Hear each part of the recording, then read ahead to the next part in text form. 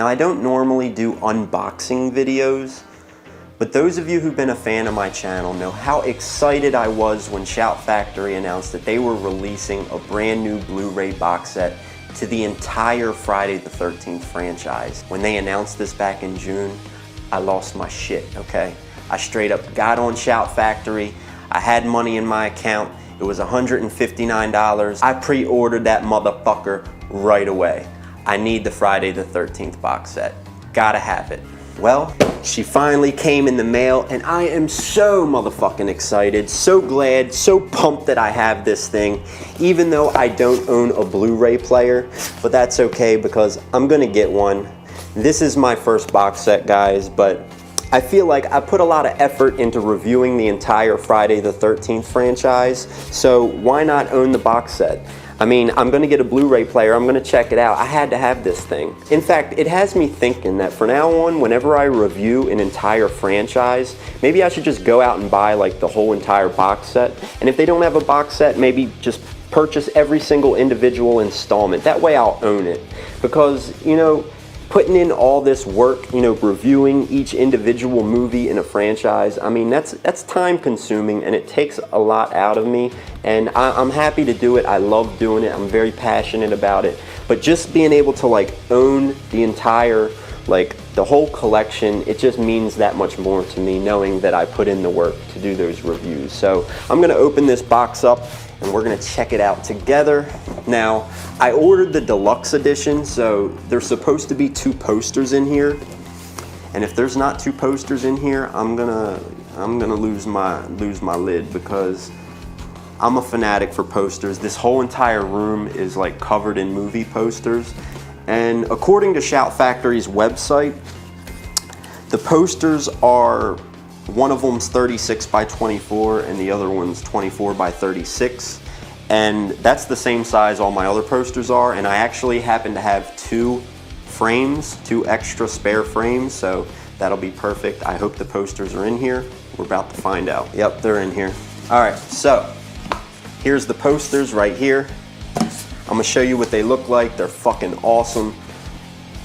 How do I get this bitch open? I guess just pull either one of these ends out. Do I pull both of them? I'll just take one end out. Oh my God, this is so fucking awesome. All right, so here's the first poster right here. Look at that. Look at that artwork. That is fucking fantastic. Whoever did the art for these posters, fucking genius. It's brilliant. As you see, we got young Jason jumping out of the water and grabbing Alice. This is from Friday Part 1. It's got like all the characters from the movie are in the background. That's fucking awesome, man. All right, the next poster. Fucking love this one too. Wow. Holy shit. Look at this. Every single depiction of Jason. Tell me that ain't badass. That's fucking awesome. Got just the spot for him too. All right, now here is the box set. Look at that. As you can see, it's got the same artwork on it as one of the posters had. I like how they have the picture of Jason from Friday the 13th Part 3. This is the original face that Jason had, but the filmmakers didn't like the way he looked, so they changed his entire like prosthetics. So at the end when Jason lifts up his mask and like sneers at Dana Kimmel, that was a different face than this. This is the face he had in the beginning, but the filmmakers didn't like it, so they changed the whole like the whole look of him. I must say, man, it's fucking beautiful. I don't care that I don't own a Blu-ray player. I had to have this. It's fucking awesome. I'm just gonna go through each movie and just let you know what I think. This doesn't count as my ranking. I know I have a Friday the 13th ranking video that is past due. I'm getting on it, so chill. We gonna get around to that. Friday the 13th Part 1, 1980. I just seen this in theaters 2 weeks ago with my buddy Steve. Paramount launched this thing where they released Friday the 13th across the whole USA in like mad theaters, and it just so happened to be showing at a theater right around the corner. So I bought tickets to it. It was pretty cool. The only reason I went to go see it is because they said it was remastered, and at the end there was a gore behind, what the hell was it called? Galore Behind the Gore with Tom Savini, where he just like talked about his like special effects, you know, makeup effects and whatnot. That was pretty cool. One thing that I did like about the mastered version of this movie is the part when Kevin Bacon gets killed, how like Miss Voorhees reaches up and like grabs him. As soon as she grabbed his head before she stuck the arrow through his neck, you can actually like feel it. You can feel her grabbing his head and like hear the noise of her hand hitting his forehead. It was just really cool. It was really crisp. You could hear it really well. I liked how they did that. They did a good job mastering it. Friday the 13th Part 1, it was okay. It's definitely not one of my favorites in the franchise, but it is in my top 5. It came out in 1980, so it had a lot of flaws and a lot of corny shit in it, but it's still a classic. Friday Part 2. Now this one, just like I said about the first one, definitely not my favorite in the franchise, but it's still a classic. You can tell that they had more production value. They definitely had a bigger budget with this movie. Okay, see, this one only comes with 1 disc, but I'm pretty sure they're all 4K. All right. Oh, one of my favorites. Friday the 13th Part 3. It's such a fucking good movie, man. Seriously, it's a good movie. I love this movie. Richard Brooker is by far like, he's the king of Jason. He pioneered Jason. Without Richard Brooker, Jason wouldn't be the same as we know it today. So thanks to Richard Brooker, we get such an iconic horror character. What I like about Richard Brooker, I think he's just, the way he moves, it's hard to explain. He's kind of funny, but he's scary at the same time. And he's just like real like buff, like he had that hunchback, and he's just a creepy dude. He reminded me of Quasimodo from The Hunchback of Notre Dame. Love Friday Part 3.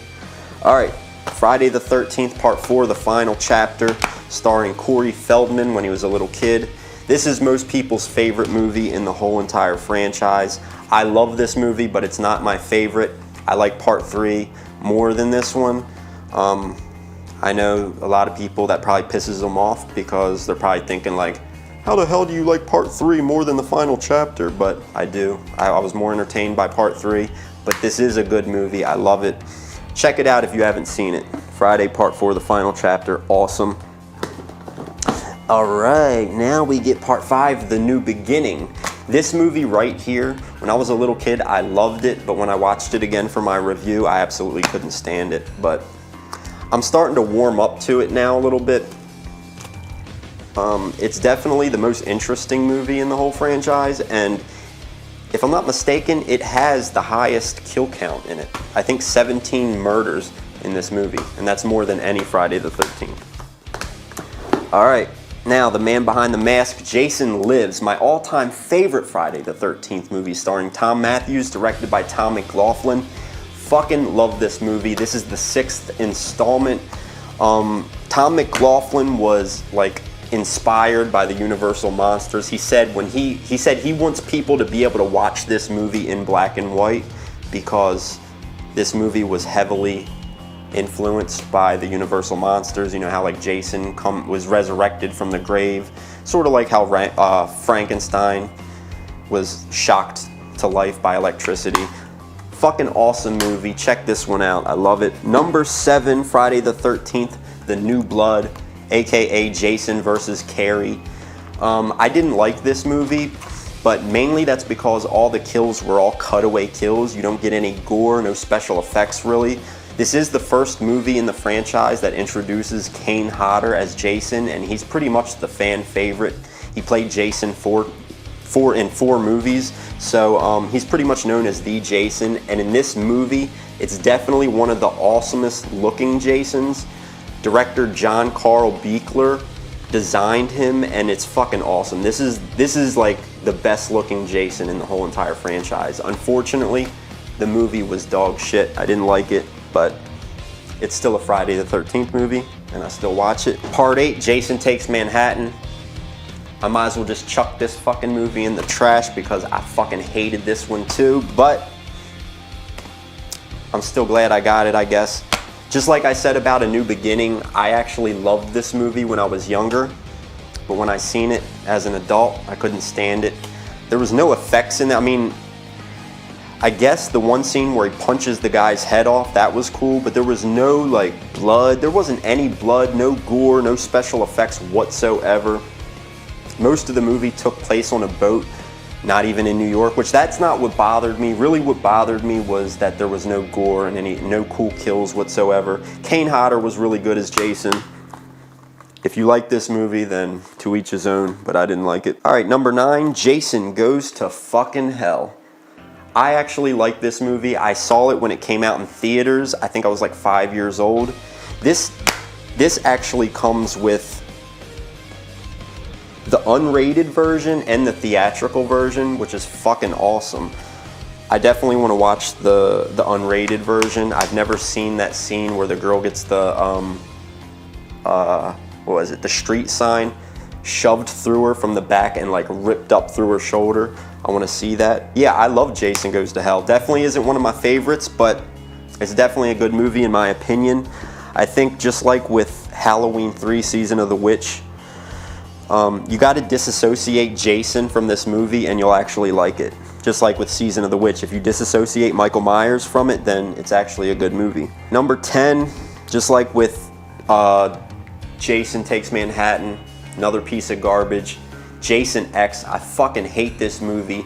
Jason in Outer Space is just dog shit to me. I didn't like this movie at all. For my review, I think I gave it a 0 or a 0.5 out of 5 stars.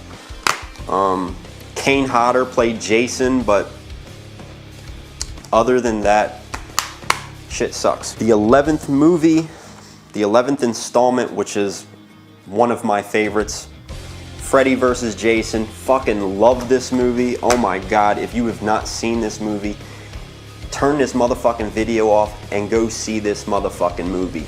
Freddy vs. Jason was fucking awesome. Robert Englund was at his best. Freddy Krueger at its finest. And the fight scenes were great. There was so much gore and blood. It was bad fucking ass. The only thing I didn't like about this movie was that they didn't cast Kane Hodder to play Jason. They casted some big doofus, Ken Kersinger, which was Kane Hodder's stuntman in Jason Takes Manhattan. It's pretty blasphemous, man. Kane Hodder should have, went toe-to-toe with Freddy Krueger, but Ronnie Yu or New Line, whoever made that decision, are some real dickheads for that. All right, next movie is another one that I could probably throw in the trash, is the remake. Actually, you know what? I'm not gonna say that. The remake is okay. It's definitely better than The New Blood and A New Beginning and, Jason X, but it's not a good Friday the 13th movie. It doesn't have any of those things that made a good Friday the 13th movie in it. It's just like a modern take on Jason. I think that there's filmmakers out there, Vince DiSanti being one of them, that can really make a good Friday the 13th picture. These people ain't one of them.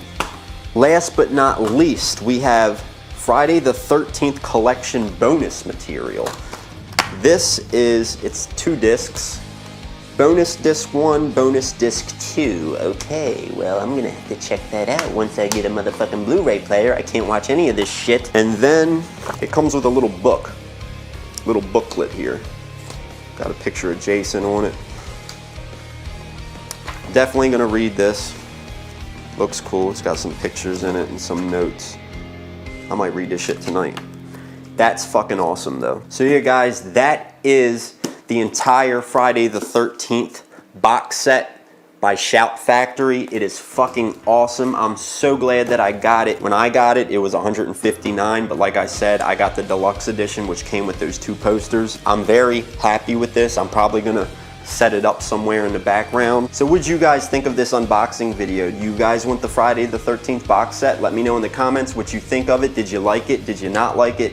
Do you think the artwork could have been better? Do you think the artwork is fucking fantastic like I thought it was? I heard somebody say that the artwork was kind of lazy, which is fucking crazy to me, but hey, to each his own.